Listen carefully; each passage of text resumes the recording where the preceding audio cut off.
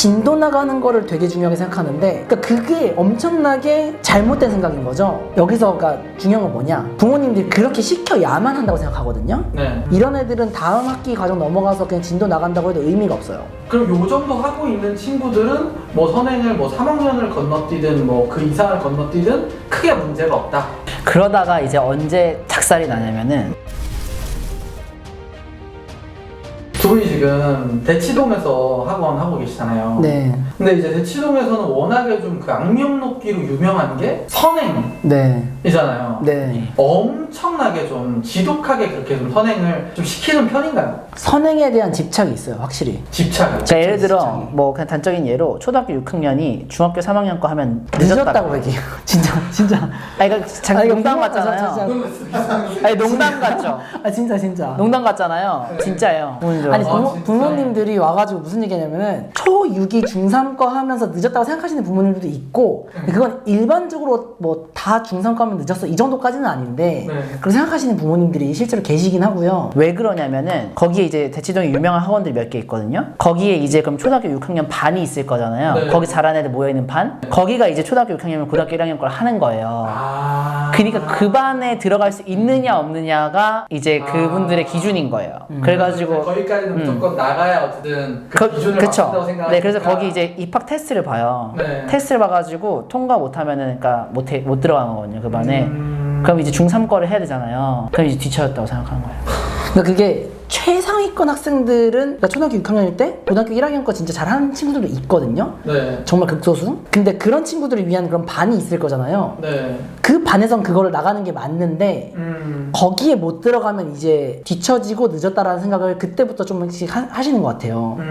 그게 쭉 내려오거든요. 근데 그러다 보면은 평균적인 선행 진도라는 게 있으니까, 네. 그거보다 아래 과정을 공부하려면은 네. 자기 학년보다 아래 학년 친구들이랑 공부를 해야 돼요. 아. 약간 이런 식으로 구조가 만들어져 있어요. 맞아요. 헐. 초등학교 6학년이 중학교 2학년 거 공부하려고 하면 자기보다 아래 학년 5학년 애들이랑 공부하고 이런 그래요. 거예요. 그러니까 가기 하기 싫잖아요, 애들이. 네. 그러니까 선행할 수밖에 없는 그런 구조인 거예요. 아 근데 진짜 궁금한 게, 그러면 그 아까 이제 뭐 초등학교 6학년 최상위권 애들이 모여서 고1 거를 푸는 그런 반이 있다고 하셨잖아요. 네. 그럼 그 친구들은 정말로 다 뭐 서울대나 뭐 의대나 이렇게 다 가요? 정말 잘하는 친구들은 뭐 스카이나 뭐 의대, 그러니까 그 반에 있다고 무조건 다 가지 다 가는 건 않을 아니고, 텐데 네. 많이 갈 거예요. 많이 갈 뭐 거예요. 이렇게 그런 반이 유명한 이유가 뭔가 약간 그 입시 결과에 대한 자료나 이런 것들이 좀 있는 편이에요, 분명하게. 있죠. 잘 가요. 결과가 좋아요. 근데 이게 선후 관계가 뭐냐 네. 하면 네. 이게 불명확한 거죠. 그러니까 거기서 그렇게 선행을 했기 때문에 갔냐? 그건 아닐 수 있는데. 그거는 아닐 수도 있는 거죠. 왜냐면 애초에 그냥 잘했던 애들이 그냥 거기서 있는 걸 수도 있는. 그래서 전국에서 가장 똑똑한 애들 100명 모아놓고 자습시키는 학원을 만들어 또 쳐볼게요. 아, 거기에 입시 결과가 좋을 수밖에 없죠. 중위권 애들 100명 모아놓고 엄청 열심히 가르친 것보다 좋을 수 있잖아요. 네. 그러니까 그렇게 생각해보면 이제 그 네. 인과관계가 그거는 이제 학원 때문은 아닐 수는 있는 거죠. 물론 학원의 도움이 꽤 유의미하긴 했겠지만, 대치동에서 상담하다 보면 가장 많이 듣는 얘기가 지금 우리 애가 초6인데 중학교 뭐 하고 2학년 있는데? 거밖에 못하고 있는데 너무 늦지 않았을까요? 이 얘기를 진짜 많이 들어요. 학부모님들이 가장 많이 네. 하시는. 진짜 막 엄청난 반전들이 있는 게, 전화 딱 와가지고 저희 아이가 중1인데 선행을 못 시켰다 이래요. 선행을 못 시켰대요. 네. 그냥 뭐 문자 그대로 선행을 못 시켰대요. 그러시냐? 그러면은 지금 어떤 책 뭐 공부하고 있냐면 중학교 3학년 거 뭐 하고 있다는 거예요. 그러니까 중학교 1학년인데 중3 거 하고 있으면 선행을 열심히 안 시켰다고 생각을 하세요, 부모님들이 지금. 맞아요. 그러면은 약간 조금 이제 최상위권 이제 이런 친구들 기준이었다면, 그러니까 약간 대치동에서도 막 상위권 말고 한 중간에서 중간 이상 정도 하는 보통 학생들은 뭐 중등 기준, 고등 기준 어느 정도 선행을 좀 하는 편인가요? 보통 제가 보기엔 고등학교 가기 전에 고등학교 2학년 거까지는 거의 다 한다고 보시면 될 것 같아요. 그러니까 중3 때까지. 중3 때까지 고등학교 2학년 거. 그리고 뭐 이제 일반적인 인식이 어떤 게 좀 있냐면은 중학교 올라가기 전까지는 중학교 전 과정을 한번 보고가 끝내고 들어가야 된다. 고등학교 올라가기 전까지는 고등학교 2학년 과정까지는 끝내야 된다. 근데 3학년 선택 과목이니까 그쵸. 이제 다 똑같지가 않으니까 3학년 거까지도 끝내려고 해요, 대부분. 그런 인식이 있는데, 여기서 그러니까 중요한 건 뭐냐, 부모님들이 그렇게 시켜야만 한다고 생각하거든요. 네. 안 근데 시키면은 큰일 안 시키면 큰일 나는 생각해요. 날 진짜. 거라고 생각하세요. 정말 큰일 나는 건 뭐냐면은, 어려운 문제 풀었을 때 잘 푸느냐 이거를 기준으로 판단해야 되는 거거든요. 기본적인 수준을 가지고 중3 거까지 나가도 중학교 1학년 거에서 어려운 문제 못 풀면은 시험 못 볼 거 아니에요. 근데 그 어려운 문제를 푼다라는 거는 중3 거 했다고 해서 중1 거 어려운 문제가 쉬워지는 게 아니거든요. 그쵸. 머리를 열심히 막 써가지고 어떻게든 꾸역꾸역 이렇게도 해보고 저렇게도 해보면서 답을 찾아나가는 그 사고력이 있어야 되는 건데 네. 그 사고력을 길러야 된다라는 생각은 강하게 갖고 있지 않은 분들이 엄청 많아요. 진짜. 진도 나가는 거를 되게 중요하게 생각하는데 그런 어떤 심화 문제를 풀어낼 수 있는 이 사고력을 길러야 된다는 생각은 되게 많이 못 갖고 계세요. 뭐죠? 왜죠? 보여주는 그러니까 식인가? 그게 엄청나게 잘못된 생각인 거죠. 그쵸. 근데 그런 잘못된 생각을 갖고 계신 부모님들이 정말 많아요. 아니 근데 학부모님들이 사실 그 정도는 아실 것 같은데. 근데 왜 그러냐면은 진도는 눈에 보이거든요. 2학년 1학기 거 했다, 2학년 2학기 거 했다. 이게 딱 나가는 게 명확하잖아요. 근데 심화라는 거는 선이 명확하지가 않아요, 보면은. 그쵸. 1학년 1학기 거 심화를 한다고 하는데 이게 뭐 어느 정도까지 된 건지 잘 모르잖아요. 그냥 나는 1학년 1학기 계속 머무르고 있는 것처럼 보이잖아요. 네네.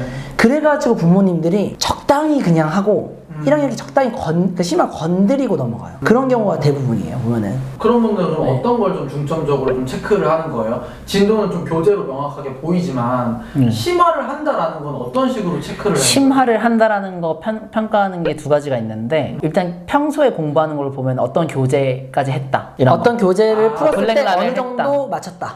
그러니까 약간 문제집을 교재를 썼을 때 네, 교재를 기준으로 이제 판단. 난이도가 있는 교재를 풀었다. 네, 뭐 예를 들어 뭐 블랙라벨까지 했다, 뭐 A급까지 했다, 뭐 이런 약간 어려운 교재들이 있어요, 유명한 교재들. 예. 네, 그런 걸로 보통 이제 좀 판단하는 경우가 많고. 네. 두 번째는 이제 그 유명한 학원들의 그 레벨 테스트들이 있어요. 테스트들. 거기서 이제 뭐 레벨 1 나왔다, 레벨 2 그게 좀 나왔다. 어떻게 보면 정확한. 그게 좀 공신력이 좀 있는 그런 거죠. 문제집들? 약간 이걸로 판단하는 거는 좀 어떤 느낌인가요? 그것도 되게 좋은 방법인데 문제집을 단순히 풀었다, 했다 이게 중요한 게 아니라 풀었을 때 얼만큼 많이 맞았냐 이게 실력인 거잖아요. 그걸 기준으로 판단을 해야 되거든요. 제가 쉽게 이제 말씀을 좀 드리면은 중학교 기준으로 봤을 때 네. 가장 유명한 이제 심화 교재들이 몇 권 있어요. 네. 일품, 네. 블랙라벨, 네. A급, 네. 최상위석 뭐 이런 것들이 있거든요. 네. 근데 이런 교재들이 보면은 다 스텝 1, 2, 3로 나뉘어져 있어요. 네. 스텝 1은 쉬운 거고 스텝 2부터가 이제 진짜거든요. 스텝 2 기준으로 풀었을 때 최소 절반은 맞춰야 돼요. 그래야 심화를 어느 정도 할 줄은 아는 거지 절반도 못 맞히면은 얘는 심화 안 돼 있는 거예요. 이런 애들은 다음 학기 과정 넘어가서 그냥 진도 나간다고 해도 의미가 없어요. 왜냐면 그 과정에서 어려운 문제 나오면 절대 못 풀 거기 때문에. 그래서 스텝 2를 풀었을 때 절반 정도는 맞춰야 되는 거고, 근데 절반은 최소한의 기준인 것 같고요, 제가 봤을 때. 이상적으로는 그래도 한 7, 80% 정도는 맞히면 그래도 좀 잘하고 있구나, 제대로 하고 있구나, 이렇게 생각하는 게 맞아요. 그럼 요 정도 하고 있는 친구들은 뭐 선행을 뭐 3학년을 건너뛰든 뭐 그 이상을 건너뛰든 크게 문제가 없다. 맞아요. 그래서 심화 교재 스텝 2 기준으로 잘 하면서 선행을 진도를 쭉 빼는 거 이건 괜찮아요. 그러니까 초6이 고1 거 해도 심화 교재 스텝 2 풀었을 때 그 정도 맞히고 있으면은 그건 괜찮은 거예요. 그건 무리한 선행 아니거든요. 근데 수많은 아이들이 중학교 1학년 거 심화 교재 스텝 2 풀면은 막 10개 중에 2-3개밖에 못 맞히면서 네. 고1 거를 하고 있는 경우가 너무 많은 거죠. 개탄스러운 현실이네요. 너무 많아요, 진짜. 근데 부모님들이 불안감 때문에 그거를 못 끊어요. 그 1학년 1학기를 더 파는 걸 못 하세요. 그러다가 이제 언제 작살이 나냐면은 그 중학교는 그래도 시험이 좀 쉬워요. 그쵸. 대치동은 좀 어렵긴 한데 그래도 그나마 좀 풀만해요. 네. 공부 그래도 좀 선행 막 3, 4년 시키고 이럴 정도면은 그래도 어느 정도 좀 하는 애들 있거잖아요. 그쵸. 그래서 중학교 때까지는 문제였거든요. 네. 근데 고등학교 가면서부터 시험 난이도가 확 어려워져요. 그쵸. 거기서부터 이제 난리 나는 거예요. 대치동에 있는 대부분의 아이들은 중학교 2학년 올라갈 때 고등학교 과정 공부하고 있거든요. 네. 근데 이제 학교에서 시험을 중학교 2학년 때부터 보잖아요, 요새는. 2학년 1학기 중간고사 보고 나서 그때 한번 현실에 대해서 깨달아요. 왜냐면은 고등학교 1학년 거, 2학년 거 공부하고 있는 애거든요, 분명히. 네. 근데 중학교 2학년 1학기 시험 보면은 70점 나오는 거예요. 그런 애들이 진짜 거의 태반이에요. 진짜 많아요. 많아요. 진짜. 문제네요, 이건 진짜. 그건 잘못하고 있는 거죠.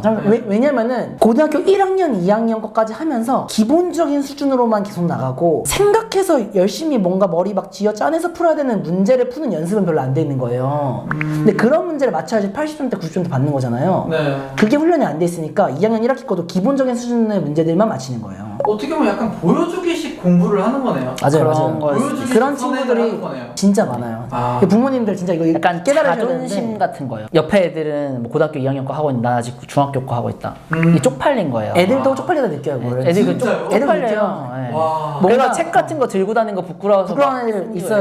거예요. 근데 입장 바꿔 생각하면 그럴 수 있어요. 와. 애들 입장에서는. 와. 애들이 그렇구나. 공부는 그래도 이제 자기 몸에 맞는 그 옷을 입는 것처럼 딱 자기가 해야 될 공부를 그래도 다행히도 하는 친구들이 있어요. 근데 친구들은 선행 다 밖에 나가고 있으면은 네. 학교 가서 숙제 안 하려고 그래요. 부끄러워서. 아. 진짜. 부끄러워서. 그럼 약간 두 분 같은 경우에는 학생들이 그런 게 좀 발견이 되면은 좀 따끔하게 얘기를 하는 편이에요? 얘기해주죠. 저희는 무조건. 얘기 좀 강하게 하는 편이죠. 그러면 좀 받아들이나요? 부모님들 중에서 그렇고 네. 학생들 중에서도 그렇고 받아들이는 그런 분들도 계세요. 네. 왜냐면 다 공부하셨던 분들이니까 네. 그 말이 맞다라는 걸 아세요. 아. 몰랐다가도 저희가 이렇게 말씀을 드리면은 네. 이게 논리적으로 맞는 말이잖아요. 저희가 그쵸. 말씀드리는 게. 그렇죠. 그러니까 10중에 9은 머릿속으로는 이제 이해를 하세요. 근데 가슴으로는 아. 그게 아직 불안감이 있는 거예요. 그죠. 뭔가 이거 선행 나가야 될 것 같아. 머리로는 이해하는데 네. 가슴이 안 따라오는구나. 공부는 가슴으로 해야 되는 건데. 그죠? 엄청난 딜레마예요. 그래서 이게 아. 대치동. 10명 중에서 저희가 딱 그렇게 말씀드렸을 때 그 마음으로 받아들여가지고 공감해서 그렇게 시키시는 분들이 한 3명, 30% 정도. 그리고 한 40% 정도는 약간 아직 마음속으로는 불안감이 있지만 그래도 저희가 이제 전문가라는 생각을 가지고 그렇게 맡기시는 분들이 한 40%예요.